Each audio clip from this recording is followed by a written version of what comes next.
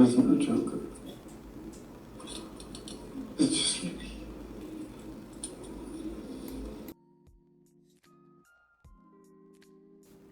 What's up, guys? Welcome to the channel. Now I'm going to explain the Joker 2 Shadow Joker theory. Now, if you haven't watched the Joker 2, feel free to leave now. Otherwise, I'm just going to talk about things in the movie that helped to make the movie a bit more entertaining.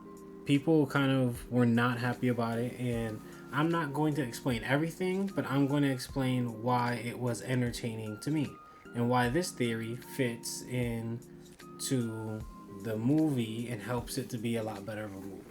So the idea behind the Shadow Joker theory is that in the beginning, the cartoon that we see is a depiction of what I think Arthur told everybody happened, or they think, or is what people think happened. It's sort of odd and blurry. They really don't talk about it, but I use it as a reference because for the rest of the movie, it seems like Arthur Fleck isn't the Joker himself, but someone following him definitely is. And I say that because you see that throughout the movie. Not entirely at first, but eventually something weird is going on in the background, and I'm sure that we're not being let in on it. I will begin to list off the evidence that I have for that. First being the Shadow Joker cartoon itself, where Arthur's claiming that it wasn't him that really did a lot of these things. I think the only thing we saw him do was kill Robert De Niro's character. The next one is Lee deciding to leave Arkham of her own volition and somehow getting into Arthur's cell. I don't think this was necessarily something that was an accident in any kind of way, nor could she just ask one of the guards to let her in and then they do that. It doesn't make sense to be a guard if they do that. Don't get me wrong, it is Arkham, but I believe that she had help getting into his cell through our Shadow Joker, because I believe that this Shadow Joker is the true Joker that comes to terrorize Gotham later on. Is just a minor version. The next is Lee, or Harley Quinn, as I'm going to call her from this point on. Harley Quinn has the idea to have Arthur represent himself, to sort of have him do his sort of show at the courthouse, which doesn't make any sense because, again, if she was there for him, she would want him to get out, but she doesn't, because she's not there for him. She's there for the persona of Joker. And I believe she does this because she was led to believe that the true Joker is supposed to be underneath Arthur and won't come out without convincing and without singing to him, which is also why I believe that she's constantly singing to him. The next piece of evidence is the car bomb that goes off outside. I know this has nothing to do with Arthur. There's no way he asked anybody to do that.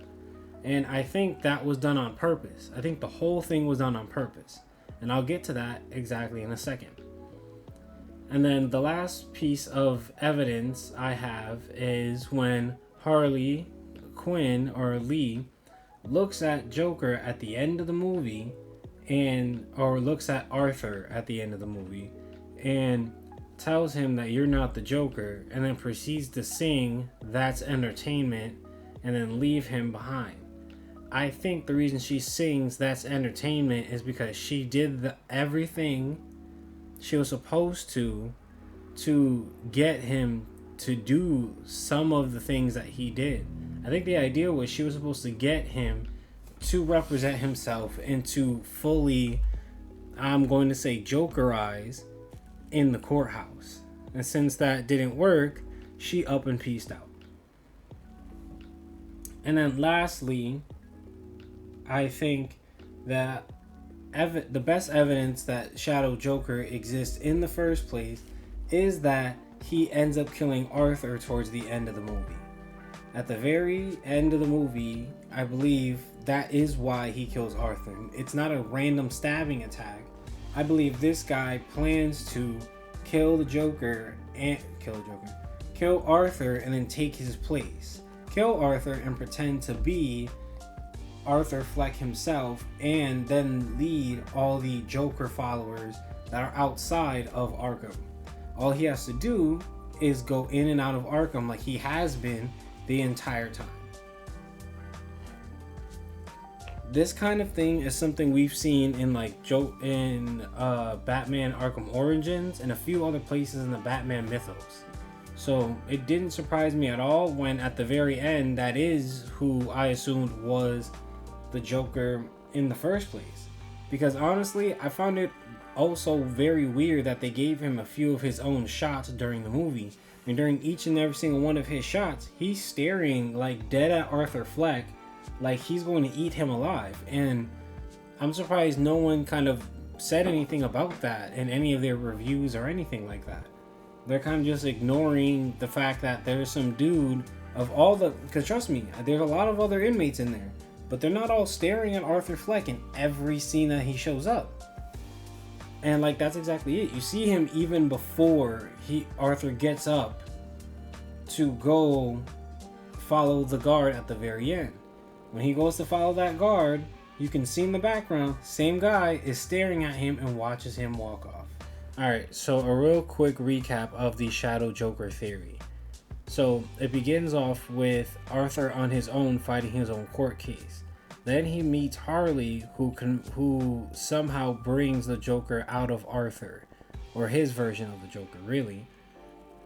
And from there, our Shadow Joker approaches Harley and convinces her to work on things from the outside in order to help Arthur. So she goes and does that. Then she convinces Arthur to try to Jokerize and fight his own. By fighting his own court case. Now, when he fights his own court case, she wants him to fully Jokerize because she has a plan set up with the Shadow Joker to blow up the courthouse and take out Arthur Fleck.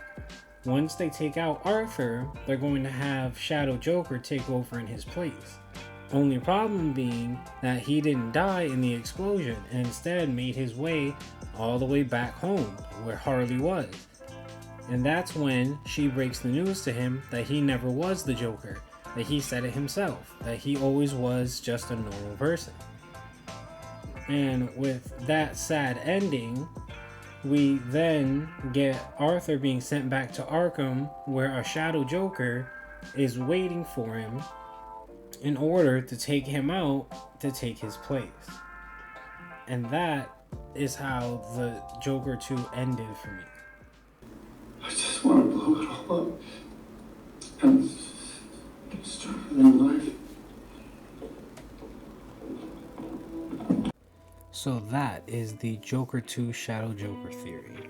What did you guys think? Let me know in the comments. This is Jake here from Not So Thought Out Theory. We'll see you next time. Bye.